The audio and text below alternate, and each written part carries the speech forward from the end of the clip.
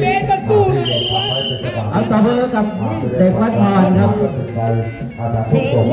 ครับการแข่งขันครับทีมเด็กวัดพรครับ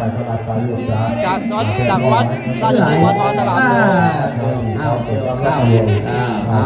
สีตาสีคะแนน จุดไฟบอลแก่รักษาไม่หายก้าวหมอสุขภาพได้ลูกกลับมาเรียนหลายพวกฝ่ายท่าน เอาเลยใครมีลูกเล่นได้หมดเลยหลวงพ่อดังเรื่องกับฝ่ายลูกค้าทั้งหลายให้เกิดไปที่เกิดจุดไฟหายไปพอนั้นก็เกิดตัวแล้วก็เริ่มรักษาตัวโรคหลายตกอยู่รอสมุทรการตกอยู่พ่อแม่กับทุกคนนะโยมจ้าก็ขอให้ได้สิ่งดีไปเพราะทุกปีนี้โหนะโยม มาบงมือหมายเลข4บ้านของเราที่ก็จัดทุกปีโยมจ้าก็เป็นนี้เบอร์2ครับไปการกุศลเอาเบอร์2นั่นคือผู้จุใจของโยมนะทุกฝ่ายทุกตาก็จะได้สร้างโดมนั่นเองเอาไว้ให้เป็นประสงค์ได้สอน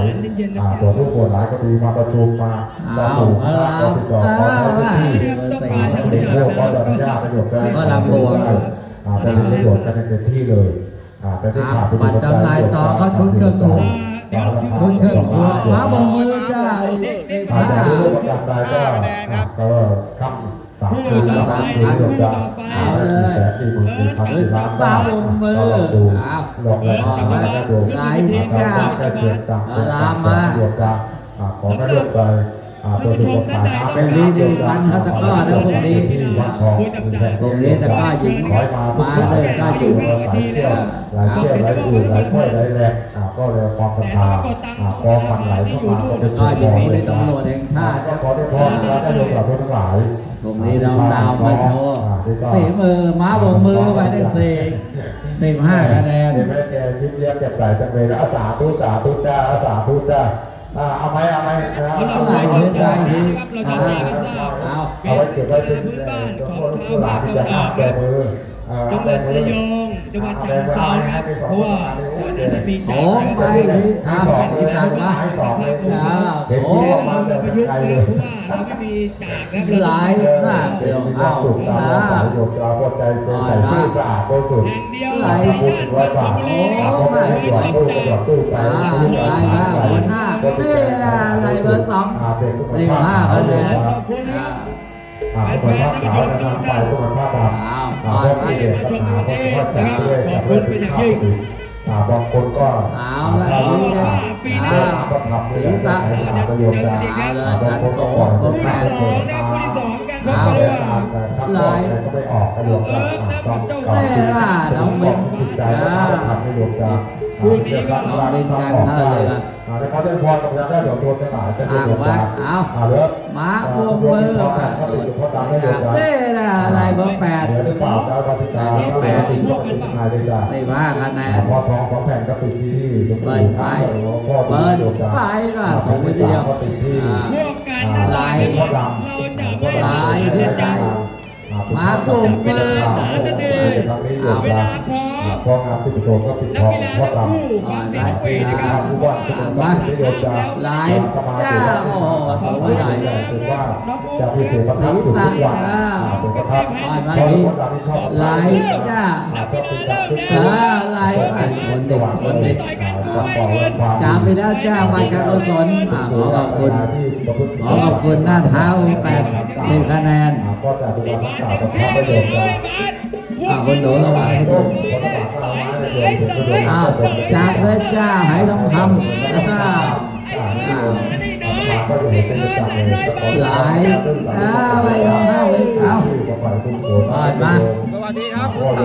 นี่นาย15อะไรเบอร์8ผมไม่เป็นครับ15คะแนนครับตั้งแต่คะแนนหลายคันเลยครับตีตบได้10คะแนนตบรวมไป15จบรวม25เลยอันนี้ให้โชว์เต็มที่พระรามเบอร์4 20คะแนนไอ้ที่ผายมุดอยู่แหละมึงตายแน่ลามทีจับแล้วจ้าบัตรออกแล้วเลขที่เบอร์8ครับบัตรเบอร์8เบอร์8เบอร์8ยกมือทางโน้น ถ้าพุทธเจ้าเกิด ไหลจ้าในคณะที่ 2นะครับต่อนี้ก็เอาตะวันไผ่ศีรษะหมายเลข 7การโต้ง ไม่ว่าวันสิ่งใดก็ดีทั้งหมด 10 คะแนนต่อจากนี้บังไผ่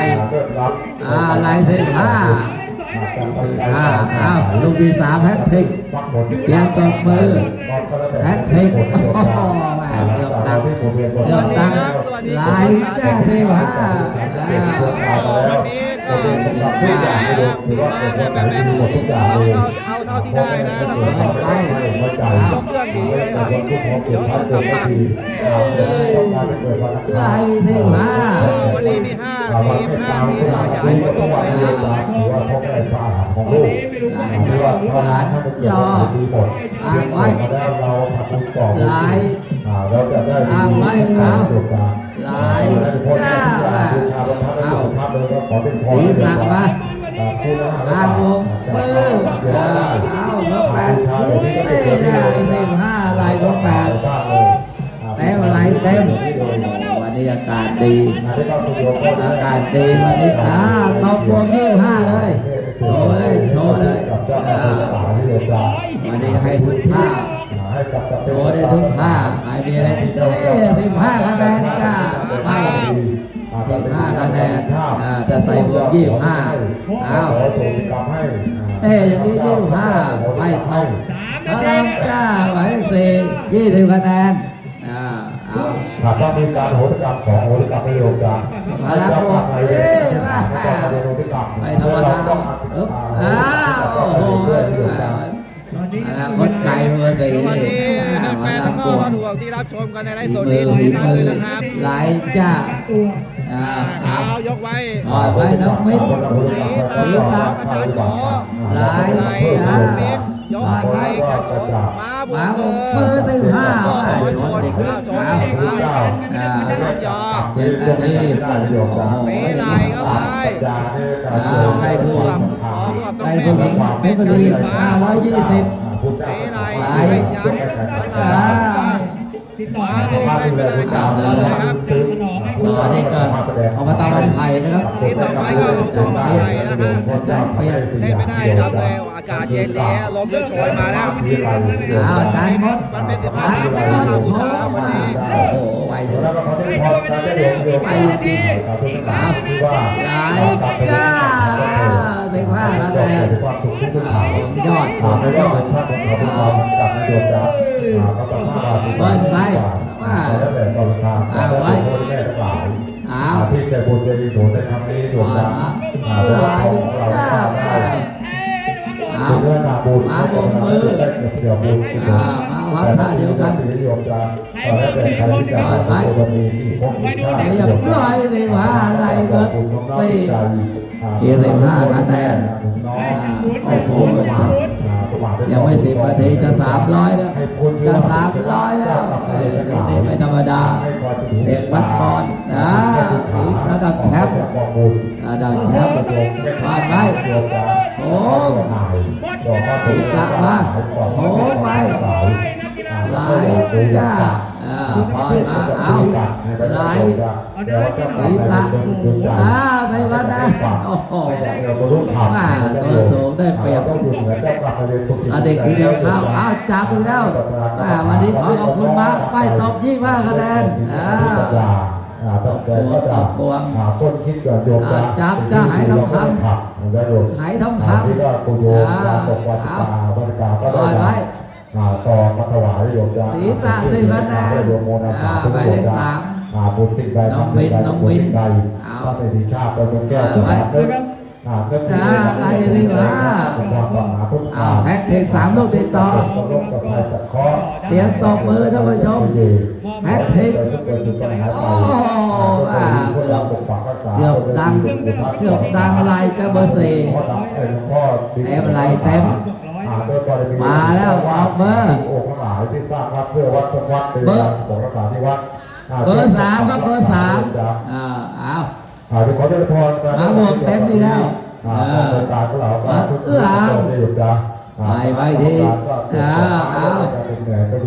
พรุ่งนี้มีแล้วก็ให้ชมนะอีก1 วันนะครับพรุ่งนี้นะมาเชียร์กัน พรุ่งนี้จะก็หญิงไล่จ้าหมายเลข3อีก15 คะแนน ประโยชน์พวกของสู้ ตอนนี้อาจารย์จบแล้วนำทีมมาเลยเพื่อก็หญิง ตำรวจแห่งชาติ ที่ผ่านให้โยมจะได้ผ่าน เดี๋ยววันนี้มาเชียร์น้องดาวแบบท้ายก็คุณโยมก็ไปวางที่แท่นก็ได้โยมจะแท่นที่ เอาไว้ ผู้ดำ เอา แต่เขาได้พร้อมมาเป็นเดินการที่นำซองมาให้ได้โยมจะมาตามหมู่คณะก็ดีมาเป็นเพื่อนญาติก็ดีมาตามคณะโดยสัตว์ก็ดี ลายจ้า ของโมนาสาธุ อ่อนมาดีลายจ้า15 ลายเต็มเบอร์บอก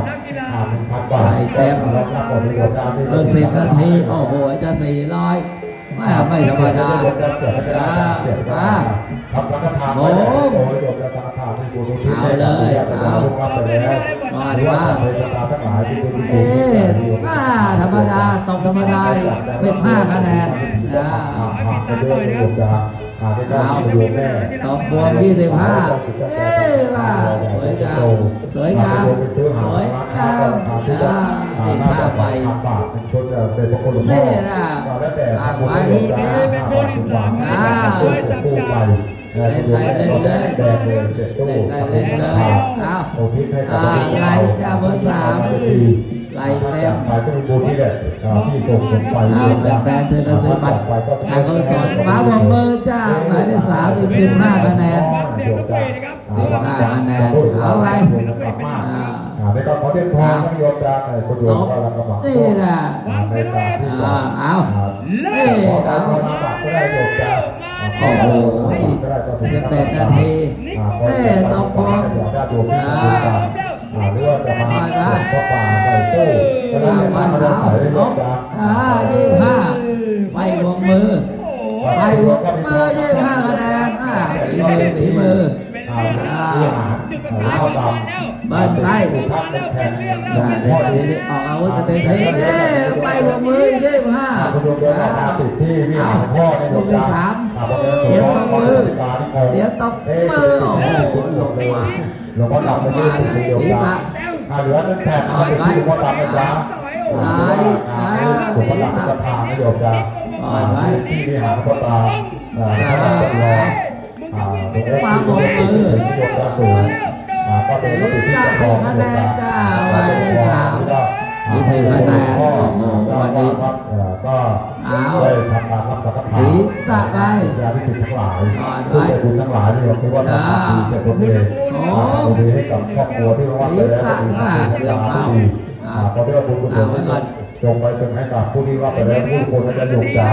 ถ้าตกทุกข์ได้ยากโศกควบคุมใจขอหยุดไปสิไปเป็นที่บริวารจากน้อยเป็นที่บริวารเป็นที่ตั้งหยุดไปแล้วก็คนได้สุดแสนไปรวมได้25กว่าจากโรคไฟแค่เจ็บไฟตกกว่าจากอุบัติเหตุไฟตกพวกมือบัตรหมดแล้วจับเลยจ้าบัตรการกุศลจับแล้วลำไยไหทองคำจับไหทองคำอย่าไปจับลำไยโอ้นี่นะไปทีตั้งไว้อ่อนมาเป็นหน้าเป็นกลุ่มก้อนดีแล้วเกินเลยครับเป็นเรื่องดีกว่าถ้าแตกไม่ยอมรับก็เป็นบางครั้งก็มาไม่ธรรมดา15ม้าเปล่า10 คะแนนหมายเลข4แต่ตู้ไม่เสียเลยโยมก็มีคนชอบมาโยมดังโค้งพ่อแม่เด็กโดยเป็นภาพของภาพตกมาบกมือหมายเลข3เป็น15 คะแนนทางเลี้ยงเรามันจะดีเราต้องตอบแทนบุญด้วยบุญนี่ก่อนไปเขาเป็นพรมาบกมือบัตรมาแล้วจับมาแล้วเดี๋ยวประกาศให้ทราบมาเปล่า10 คะแนนเบอร์10ครับเบอร์10บัตรเบอร์10ใครซื้อเบอร์10ยกมือทางโน้นทางไหนเบอร์10ไปพวกมือเล่นได้ถือว่า1 ปี รุ่นนโยบายพ่อก็สอนต้องดี ร่วมมือจ้า15น้องมิ้นฝีมือโอ้โห พ่อก็ 160อย่างนี้สบายอย่างนี้สบายศีรษะ4คะแนนเบอร์3อย่างนี้หลักพันแน่หลักพันแน่เด็กมันหมดเด็กพันแน่ตบตัว25ฝีมือไม่ตบ25คะแนน ให้กับบรรดาทุกคนตามเป็นช่วงสวรรค์ ต้องเปล่า15ใส่บวก25ศีรษะเอาเลยจ้า ทำประโยชน์การเป็นความดีเกิดเรื่องแต่งขึ้นที่เรา ยังโยกว่าไหวเลยเอานะศีรษะเรียบร้อย10คะแนนเต็มหัวเต็ม ก็ถวายหลวงพ่อแล้วก็จะมา ลาย25ฝีมือเอาแฮกทิก3ลูกติดต่อเจียวตบมือแฮกทิกว่าเกือบดังตั้งไว้เอาต่อยมาสองไปเอาเลยว่าผู้ดีลงดีจริงลงมาไม่มากผลยังมาแล้วกันก็กำลังมันไปตบ25คะแนนเต็มแล้วไปตบเต็มเอา ไปได้ในการตั้งใจที่ใจจากพอจบงานแล้วคุณพ่อก็ได้มาพับท่าเดียวกันเอาเลยส่งส่งกับผลบุญทั้งหลาย แน่นะ ให้กับผู้ที่เสียไปเรื่องการ อ่อนไว้เอาทางมือต่อยมา ให้พร มาอุ้มมือเอาเลย แล้วก็ขอให้พรเราได้ดูมาเป็นหลายนี่ก็ ตั้ง เป็น ไว้ดี ได้ ตั้งไว้ ลูกชายมาเป็นปองรับชมของเรา เอาน้อง ให้ วิน พูดแต่บุญเป็นกุศลให้ได้ประโยชน์ น้องวินขางวงมือ ผู้เกียรติประโยชน์ โอ้15คะแนนตบเบอร์8 ประโยชน์จางผมก็ฝากก็เตรียมมาจาก ถ้าตบหลังนี่นะตบหลังนี่50คะแนนเลยตบหลังนี่ก็ประโยชน์ใจบุญใจบุญ ตบข้างนี่ใส่หลวง25ไม่ใส่หลวง15ถ้าตบหลังใช้ฝ่าเท้าตบด้านหลังนี่50คะแนนเดี๋ยวพรุ่งนี้มาเชียร์กันพรุ่งนี้โชว์ให้ชมมาบงมือมาบงมืออีก15คะแนนเต็มด้วยข้างบนมือเอาหลายโค้งอ่อนมากวาดตอนเช้าทุกวันไม่เคยขาดประโยชน์จางแม้จะมาเดินเรียกหลวงพ่อก่อน ข้างบนมือไม่ถึงอ่อนนะโค้งศีรษะจ้านี่เราไม่ได้ตบได้เหมือนกันไม่ธรรมดานี่ศีรษะว่า8 10คะแนนโอ้โหจะ700แล้วยังไม่ครึ่งเวลาจะ700แล้วฝีมือ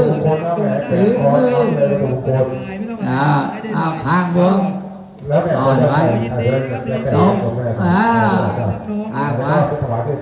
ขวาพวกมือเอามาทางนี้สองอ่อนไว้เอาละอ่อนมานี่ตบมาไว้โอ้ไหลโอ้ก็มีหลวงพ่อ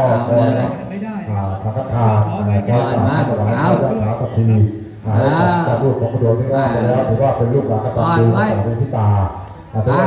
มือ เราดีเยี่ยม ตบพวก25ฝีมือเต็มแล้วตบวงเต็มในการทำบุญทำอะไรแล้วแต่พระเจ้าที่โอ้โห18 นาทีเสร็จ715โอ้โหว่าพระรามจ้ามาได้20คะแนนเต็มด้วยโอ้โหคนละ4 ท่า 5 ท่าเอาตบมา15ก็มีเรื่องเล่ามาอย่างเงี้ยโยมจะก็ตมาก็จะน้อมจิตใจแล้วก็บวก25เพราะแล้วแต่ก็ติดเรื่องไหนก็ได้แปลบวกเดี๋ยวพรุ่งนี้แปลบวกพรุ่งนี้ผมก็ได้ข้อดำก็ถือว่าเป็นเรื่องรองแปลบวกไม่ดีเอาเลยจะติดมาพักติด นี่แหละมาบงมือ ตรงไหนได้หมดทุกอย่างหรือว่า จานต้มมาบงมือเบอร์7เต็มว่าฝีมือยังแจ๋วยังแจ๋ว ก็ถือว่า เบอร์7ยังแจ๋วเบอร์7 แล้วให้ฝากไปเลยลงปิดทอง บงมือ ปิดทองตรงไหนก็ได้ที่ดูใจของเราจ้า อ่อนมาเอาจับจ้ามาการกุศลจับอีกแล้วโอ้โหวันนี้ขอขอบคุณแฟนๆนะมาดูตะก้อกันแล้วก็เชียร์บัตรการกุศลด้วยขอขอบคุณจากทีมงานนะครับโปรโมเตอร์แสงดาวโปรโมเตอร์วิจารณ์ร่วมแรงร่วมใจกันเอาเชียร์กันดูตะก้อกันเถอะพรุ่งนี้ตะก้อหญิง1-1นะพรุ่งนี้มาเชียร์กันนะครับพรุ่งนี้ไปให้ชมอีก4กันนะไลฟ์ศีรษะจ้าจับเอาไว้แล้วมาบงมือเบอร์16ครับใบกาวสนเอาเบอร์16ใครซื้อเบอร์16ยกมือมาบงมือ15เต็มมามือเต็มเบอร์16อยู่ที่ใครเอ่ยเบอร์16ใบกาวสนใครอยากมาดูเรื่องเรื่องต่างๆมาที่วัดทองมรณะนิยมนะปีไป ไหว้เปล่า15อยู่ด้วยครับใบกาวสนบอกตกวันกาบอกไปว่าพรุ่งนี้มี1 คืนในเจ้าพยมนะพรุ่งนี้มี1 คืนข้างบงมือข้างไว้หลวงพ่อดำไว้21 นาทีผ่านพรุ่งนี้มีคืนที่2 795โอ้โหครึ่งเวลาเตะ900ครึ่งเวลาเตะ800ฝีมือก่อนไว้โชมศีรษะมาก่อนไว้จันมดไล่15เบอร์7ไล่เต็มพอดูแล้วก็บอกเก่าๆไปหรือว่าเราเอาบริวารบุญที่หยกนะเราจะได้บุญจากบริวารบุญที่เราบอกไปตบมือกันต่อไปนะครับว่าเราว่ามันดีเป็นคืนวันนี้บุญที่เราหยกนะก่อนไว้ไม่ขายก็ขายของเต็มที่ตบ25ฝีมือจับใจตั้งจิตตั้งใจมาทำโดยตรงในวันนี้รอบที่น้ำก่อนกดอินบุญที่หลังวงเลยอินบุญก่อนอินบุญก็แต่ความอัปยาได้ใส่บอดตอนนโยมยุกนะบางคนก็คนเยอะอธิษฐานรอให้เงียบก่อนคนเดียวดีกว่าก็แล้วแต่โยมนะบางคนก็ชอบมาเป็นคู่นี่นะทำลายต่อไปการกุศลนะการกุศลเจอแล้วกระถางหน้าแล้วแต่ถามกันไปถามในใจเป็นคำที่ตบมือกันแล้วแต่โยมแล้วแต่ความเชื่อศรัทธาอาตมาก็แล้วแต่ยังก็ตัวไม่เกิดความเป็นทีเรียบเป็นเครียดบางคนก็เพิ่มไปผม25มาช่วยลูกหลานได้สาธุใจมือเต็มด้วยรับผมนี่เลยข้างผมมือตบมาเอาเลยคือจานมดเบอร์2จานมดเอาละเอาโอ้มาเอาเลยโรคใจอิ่มใจนี่นะ23 นาที860ได้กันเป็นพันกันเองเอานะอ่อนไปเอาจ้ายังอยู่ศีรษะเต็มคะแนนแล้วหัวเต็มโอ้ฝีมือเอามีอะไรอ่อนไปตั้งมาเอาจานมดฉันลามเอางานบุญงานบุญไปช่วยตลอดโยมน้อยโยมเป็นคนตั้งไว้ก่อนไปแล้วเท้าจ้าเป็น30 คะแนนช่วยโยมเจ้าดีให้มายังมีชมอีก3 คะแนนครับตอนนี้ก็เอาตะบังไผ่นี่นะฟ้าป่า10 คะแนนต่อบางไผ่ก็เป็นขุนแผนตลิ่งชันจับปุ้มลงเตะขุนแผนตลิ่งชัน รอเชียร์กันวันนี้ปิดท้ายด้วยดูครับมาจากโน่นเลยหนองจอกเป็นหนองจอก วันรุ่งของเราก็จะได้มีพาร์ทที่โมเดลเป็นกับของพระเจ้าเจ้าที่สามโยมจ้า ก่อนไว้หน้าเท้า10 คะแนนหมายเลข8อาจารย์โกสิงห์ลายนครปฐม รุ่นแรกกับรุ่นที่2ให้โยม นี่แหละหมาบมือ15ฝีมือเบิ้ลไปเบิ้ลไปหมาบมือ สมาก็บอกคุณแม่จะมี เอาเลยจ้า มีเรื่องถ้าโยมมาเรื่องมาก็จะไม่เป็นเรื่องจากน้องหมอ โอ้เกือบยอดเกือบเข้าเดี๋ยววางใหม่เลย นะ เอาเลย โอ้สวยใครจะเข้าไปไหนแล้ว พรุ่งนี้ถึงวันจ้าคุณโยมพ่อจ้าพรุ่งนี้ถึงวันจ้า มีใครไหมผู้ต่อไปมี เอาเลย25 นาทีผ่าน915หลักพันแน่นอนเดี๋ยวท่านผู้ชม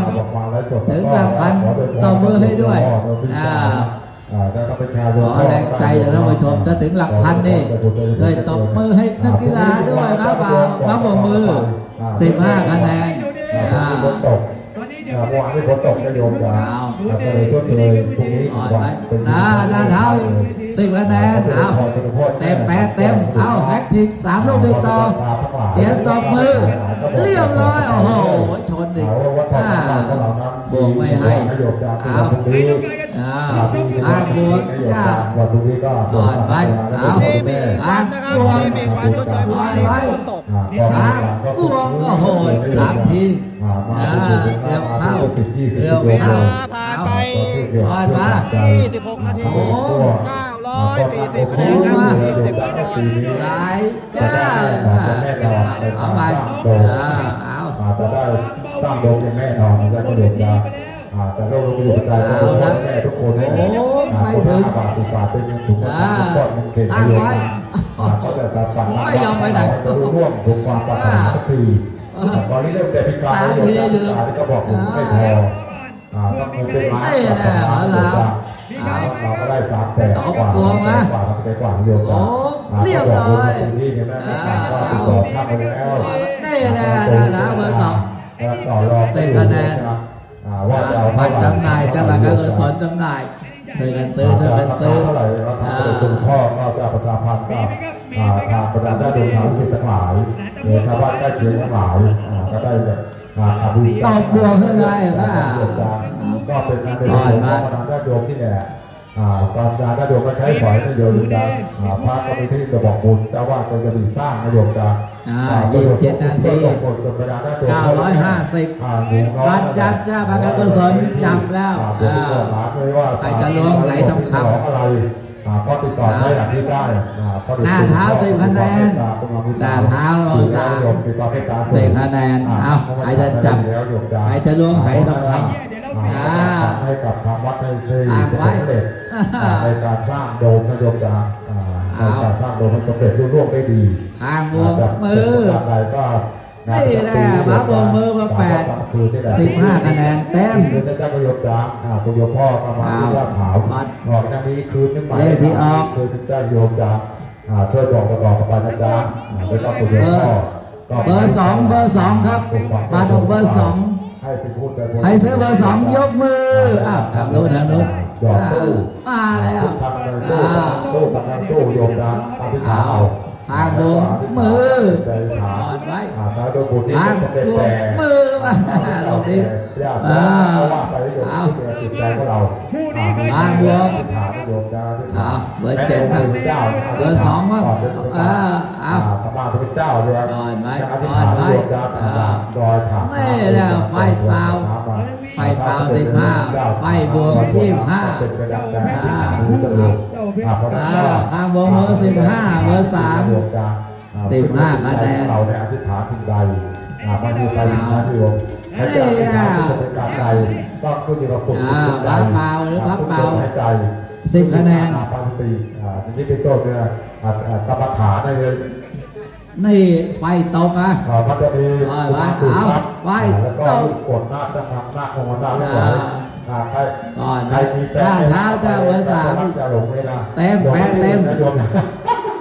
เอามา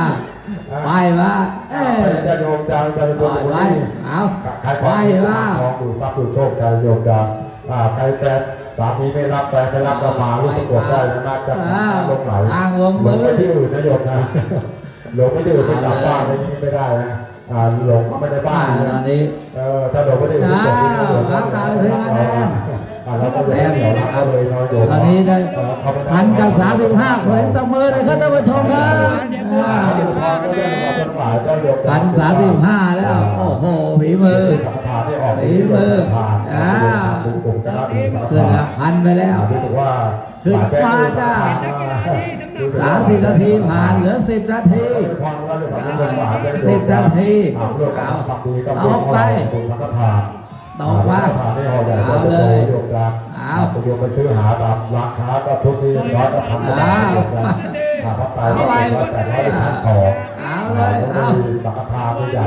อย่างนี้ร้อยโยมอย่างน้อยก็ ทางวงมือ โยมจะ ไป15 แล้วก็บาทโยมจะแต่พโยมจะติด100 บาทนั่นเลย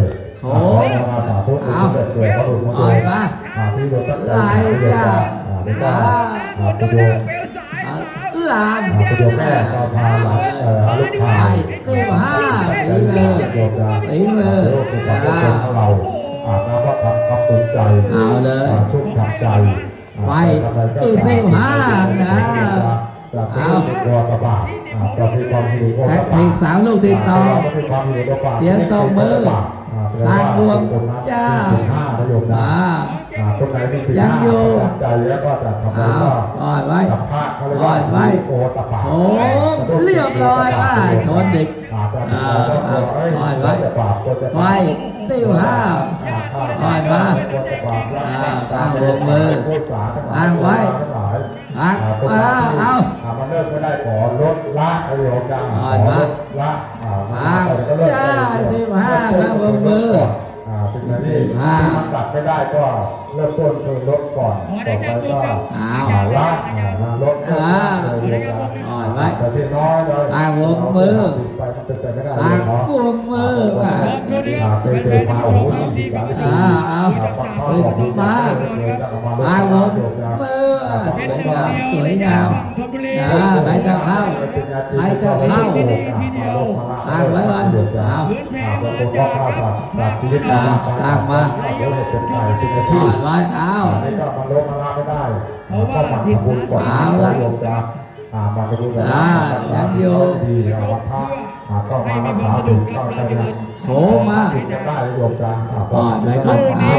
โค้งไปที่เอาโค้งออกขวาออกซ้ายโค้งเอาไว้เอาโค้งโอ้เด็กโอ้โหลูกนี้ออกได้ยังไงเข้ามาได้ยังไงเอาประมาณ7 รอบครึ่ง1,080 แล้ว1,080เอาทำอย่างนี้เป็นต้นประโยชน์กันโยนมาเลยจ้าโยนเลยอย่างอาริยบุคคลเริ่มต้นประโยชน์จากโสดาบันเก้าแรกประโยชน์จากก็มาอ่อนไว้บุกมือว่าบุกมือจะต้องตื่นโยมจากทุกคนใจโลกทับโยมจากเป็นที่ชอบจะคือชอบไม่เอาเต้นะ25 ฝีมือเอาเราต้องดับทุกข์ได้โยมจากไม่ต้องง่ายถ้าดูรูปแบบคนบอกว่าใจเยื่อก็ไม่ได้มีปฏิบัติประโยชน์นะทุกอย่างมีต้นทุนเบอร์7ขออีกแล้วเบอร์7โอ้เดี๋ยวเข้าได้โอ้จับจ้าบางกระสุนจับเลยลำไยไหทองคำไหจะจับลำไยเอามือทุกอย่างมันก็มีต้นทุนก่อนเริ่มต้นก่อนโยมมันจะเกิดผลเร็วตั้งมากำลังญาติโยม ทางบวกเบอร์15ฝีมือฝีมือมันน่าจะคึกตลาดภูพลังบวกย่าตั้งไว้ทางมือเอาน้องเว้น ไม่มาครับนายยาวไม่มา สามคุณนี้ได้โยมว่าคุณโยมพ่อโยมแม่ไม่โยมพ่อคุณใช่ไหมบอกใช่แล้วคุณโยมจะเราจะได้บอกจะบอกกันไป แน่ต้องบวก25เป็นเดือนรองการไปทั่ว ต่อไปอบตบางไผ่ครับ โยมจะไปขึ้นหายพอเวลาก็บางคนก็จะมาเข้ากรุงเทพเรากรุงเทพก็ออกต่างจังหวัดโยมจะตัวนี้เปลี่ยนไปแล้วโยมจะก็บอกเจ้าพิพิธภัณฑ์หายแล้วก็รอดบวกเป็นวงจับได้เลยจับได้เลยรู้ว่าเวลาดูฟุตซอล เปลี่ยนลูกเลยเปลี่ยนลูกเลยไปกันเอา ดูเอาไปขาย เอาเลยจับแล้วจะบัตรการกุศล ปีมือป้านอกในตู้อะไรจะเด็ก เบ ก่อน อร์11ครับ ก็เรามาชม เบอร์11ใครซื้อเบอร์11ยกมือทางนู้น ป้านอก ขอขอบคุณนะเป็นแฟน อร่อยกว่าตัด แล้วก็เหลือ3คณะหน้าเท้าเบอร์7 10คะแนน35 นาทีผ่านเหลือ5 นาที 1,175 เอาเลยเอาเบอร์2มั่งเบอร์2มั่งยังเหลืออีก3คณะนะครับแต่ก็โอ้โหวันนี้ชมกันจุใจเลยชมกัน5คณะจัดโดยโปรโมเตอร์แสงดาวโปรโมเตอร์วิจารณ์ร่วมแรงร่วมใจกันจัดทุกปีจัดทุกปีเอาเบอร์2มั่งเบอร์2อาจารย์มดหัวหน้าทีม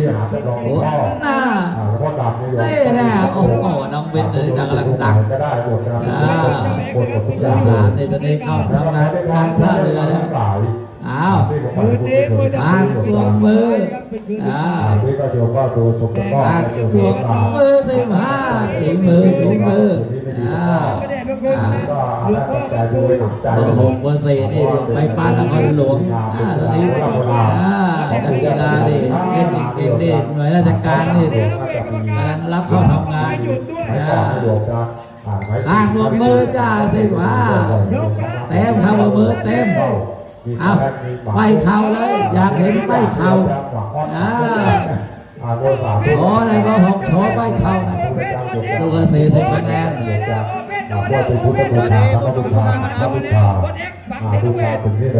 มาพลาม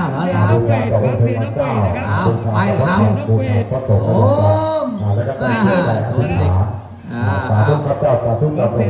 3 นาที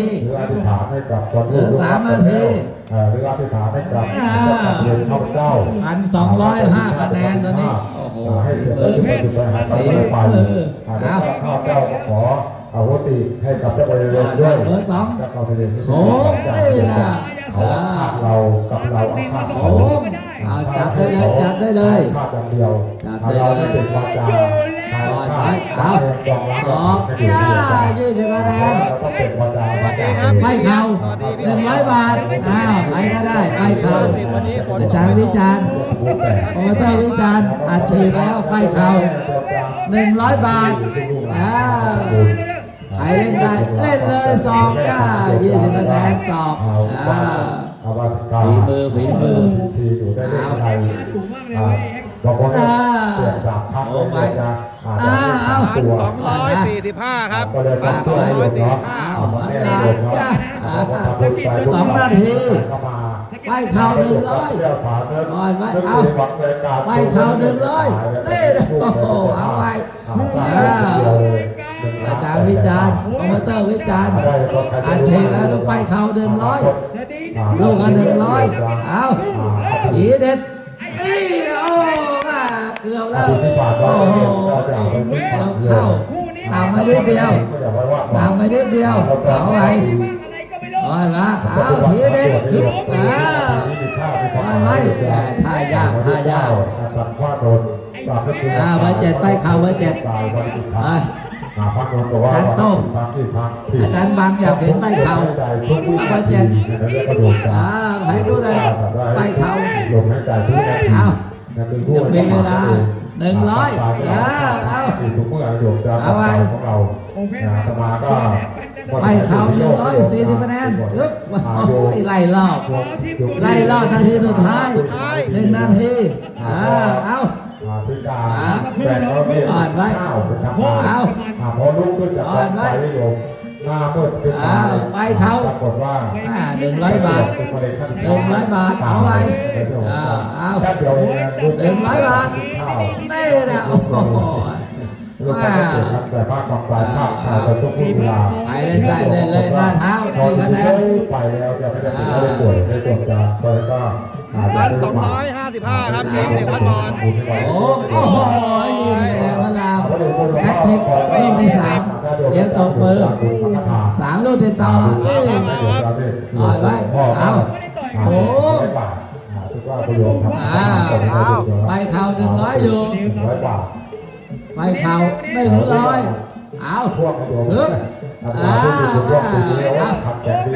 ตกเป่าเข้าเป่าหมดเวลาแล้วตอนนี้ย้ายตกแล้ววันจับย้ายตกเป่าไปเข่าเข้าไปได้ตังค์ไปเข่าได้ตังค์ไปเข่า100เอาดังบวกหมดเวลาครับหมดเวลาการแข่งขันได้ 1,275 คะแนนวัดบอลนำแนวได้ 1,275 คะแนนคลิปนี้ขอจบไว้เพียงเท่านี้ครับเดี๋ยวพบกันใหม่คลิปหน้าขอบคุณแฟนๆแล้วก็รอดูทุกท่านนะครับที่รับชมกันนะครับสวัสดีครับ